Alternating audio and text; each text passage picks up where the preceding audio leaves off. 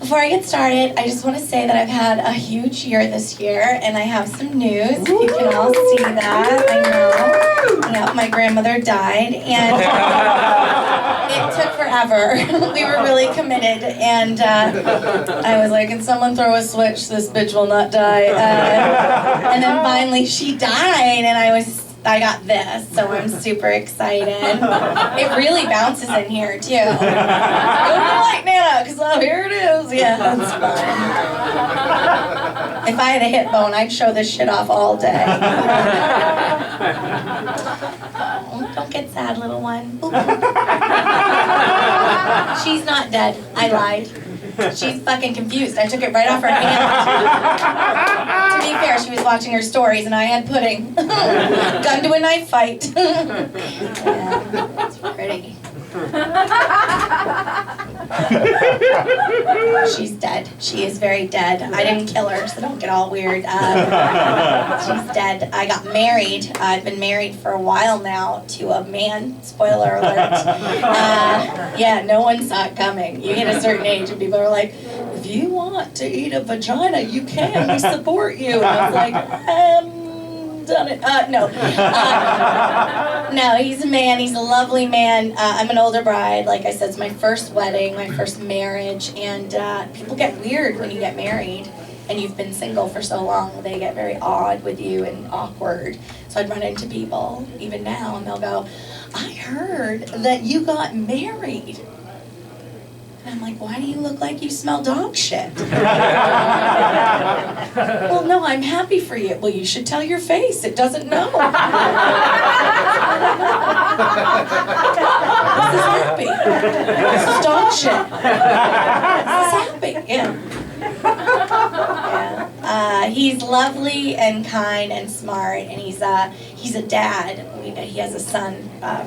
With that other bitch, and no, I'm just kidding. He has a son who is 10, and he is 10. He's a 10-year-old boy, so he smells really bad, and, like super bad, like chafing dish of asshole bad. Just really, it's too much to take. And my husband is so good with him, and I think that's one of the reasons why I fell in love with him, because he's a good dad. Like he does all the sports, and he coaches Little League, and he totally does the homework and goes outside for a catch, and he's always at all the practices, and he's a Boy Scout master. That one's harder to rally behind, not as sexy, you know, because in the history of ever, no one has ever said, why don't you leave on the neckerchief when you get home tonight? No one's ever said that. It's not a sexy outfit. It looks like I'm going to bed with the kid from Up.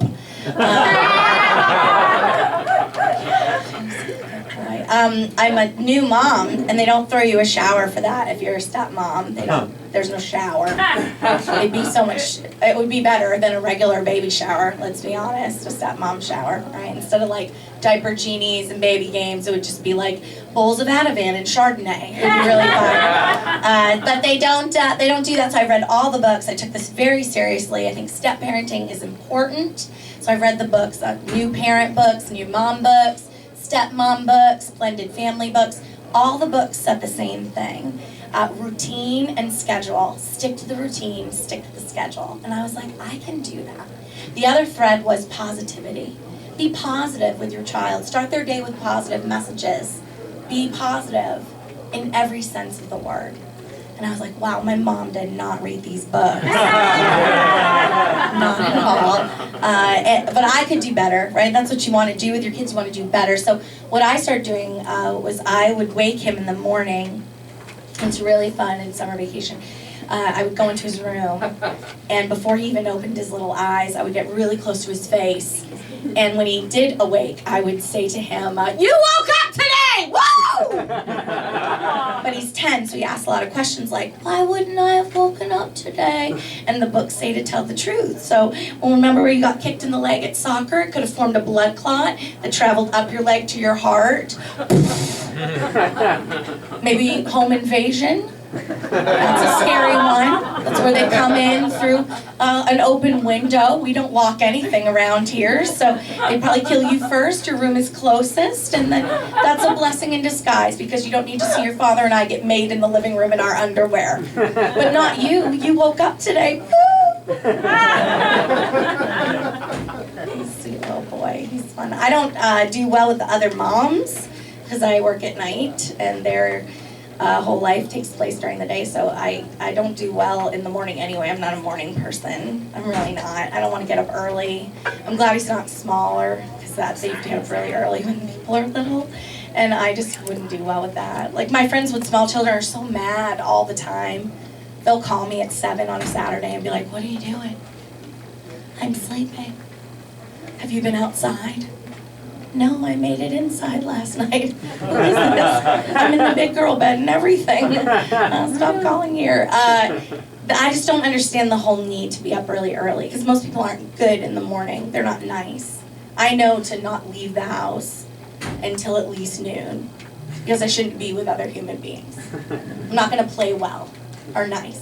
I'm going to be a douche, basically. You know, a few weeks ago I got up and I was out the door before 10 a.m. and I felt really good about myself. Like, really good. Too good. You know, that cocky, arrogant, yeah. And I felt good until I ran into someone who had done more shit than I was going to do all weekend. And they couldn't wait to tell me about it. Because that's what adults do. We want to tell other adults how great we are and how stressed out we are. It's like a new thing, especially women. Running into other women, it's like the new version of who's got a bigger dick for women. It's how stressed you are. "I get migraines." "You do?" I have a tachycardia." Well, snap, you win, bitch. Yeah. I came around the corner and she like jumped out and was like, "What are you doing out, Kelly MacFarland? Hello, hi." I peed my pants a little. It scared me that bad. Then she went on. She's like, "Oh my God, I'm out. I got up at 5. I met the girls from the cul-de-sac. We went to that new class, like Zumba, Pilates, boot camp, CrossFit class, 45 minutes intense core. Then we jogged 6 miles as a group and hang glide home with the smaller people on our backs. Then I'm getting some stuff at the store for a dips party I'm having tonight. Hot dips, cold dips, vegan dips, gluten-free dips, dairy-free dips, meat-free dips. I've been knitting a sweater while we've been talking. I'm wearing it now." And then she said, "What are you doing?" And I was like, "Oh, I wanted to go to Dunkin' Donuts." But I was in the wrong lane, so I turned in here. Hey guys, thanks a lot. I'm Kelly MacFarland.